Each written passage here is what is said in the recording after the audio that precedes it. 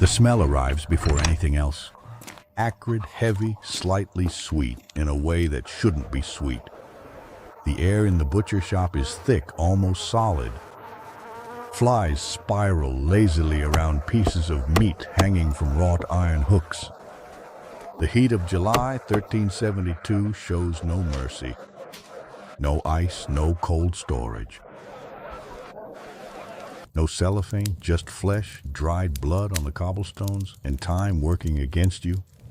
You enter this market because you are hungry, because your family is hungry, and because meat, even like this, remains a luxury you can't always afford. Welcome to an ordinary day in the Middle Ages. Today you might be used to opening a refrigerator and finding a vacuum-packed chicken, pink and clean, odorless, without a story. You don't think about the animal. You don't think about its death. You take out the meat, you cook it, you eat. The distance between you and what you consume is so great that it becomes almost abstract. A mystery deliberately maintained by clean packaging and expiration dates printed in red.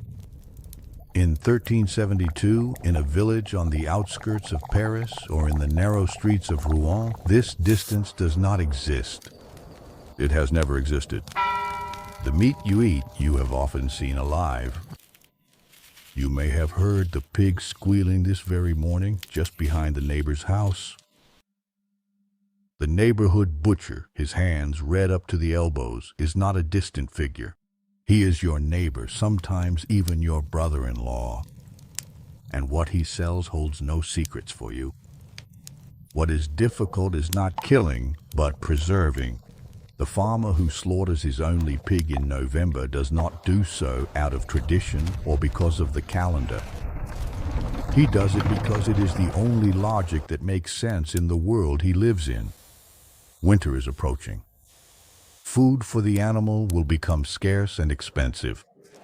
And above all, the cold of December and January will be his only ally in delaying putrefaction.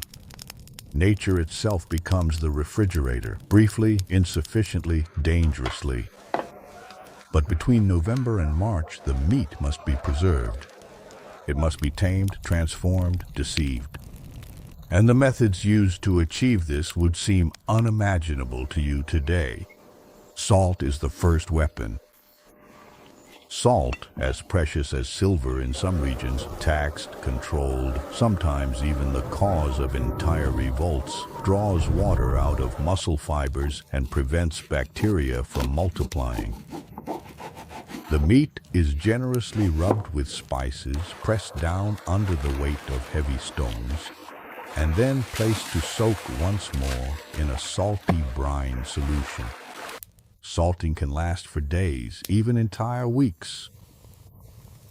And the meat that comes out of this process has little in common with what you know. It is hard, dense, very salty, almost mineral in texture, with a dark brown color that doesn't inspire confidence at first glance.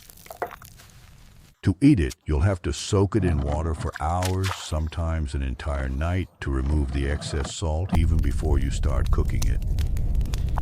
There is also smoke. Smoking is not a quaint artisanal technique reserved for trendy charcutiers of the 21st century. It's a matter of daily survival. Hams hanging in the chimneys of peasant homes spend months slowly absorbing wood smoke.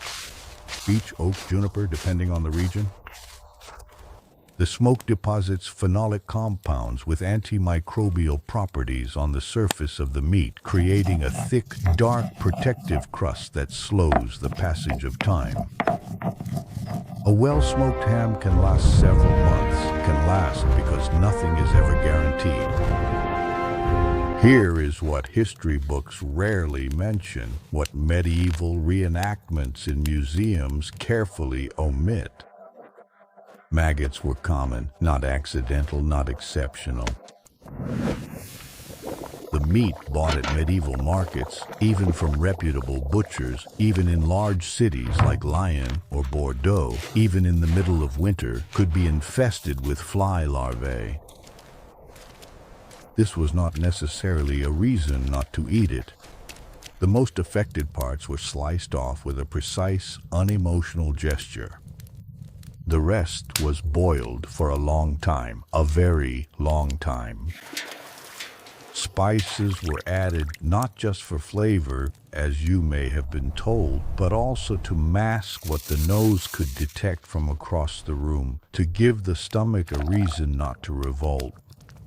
Spices. Now there's a subject that has been misunderstood for centuries. For a long time, and even now, people have said that pepper, cinnamon, ginger, and cloves were used solely to mask spoiled meat.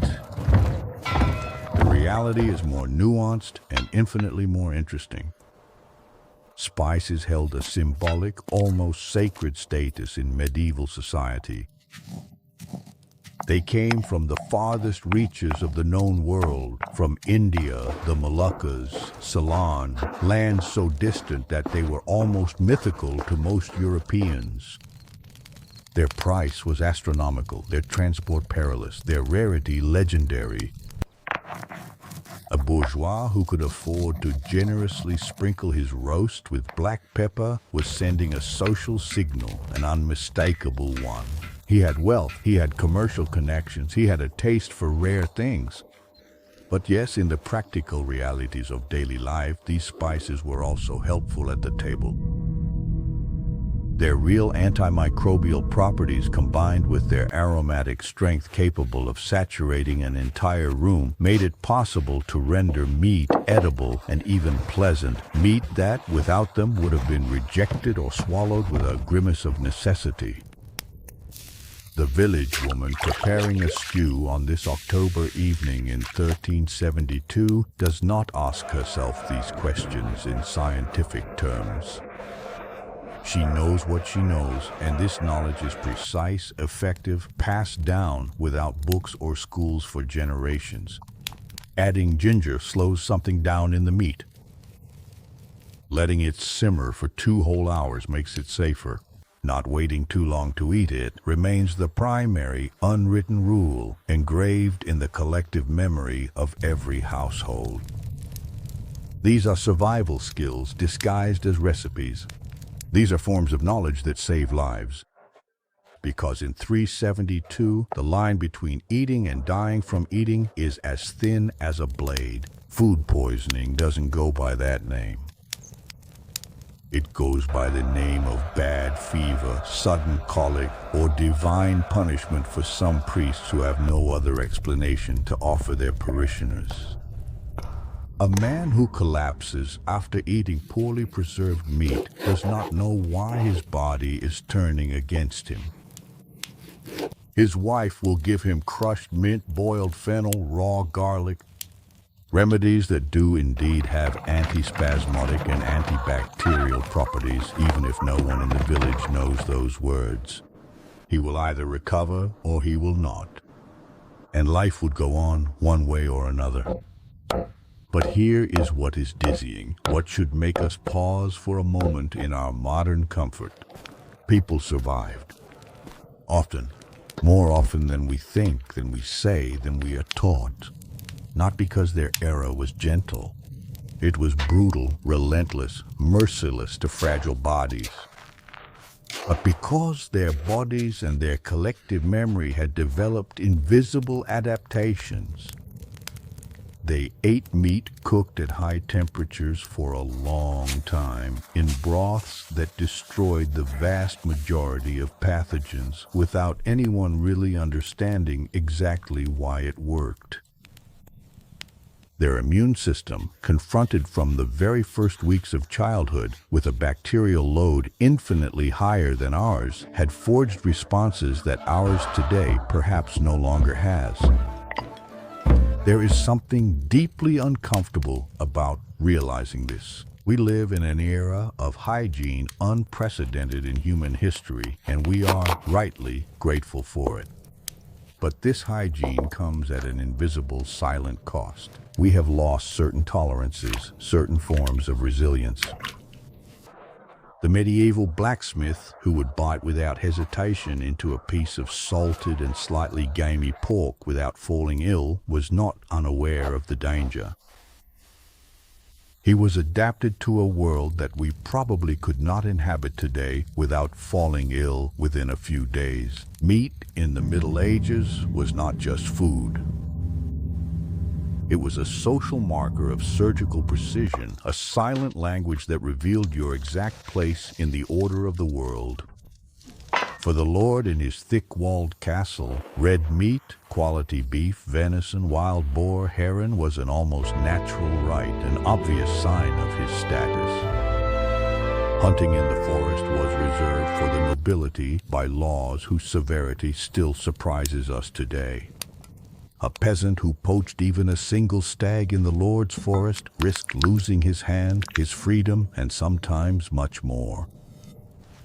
The grand medieval banquets in manors and castles displayed roasted swans reassembled in their white plumage, whole peacocks set upright on silver platters, and monumental cuts of meat.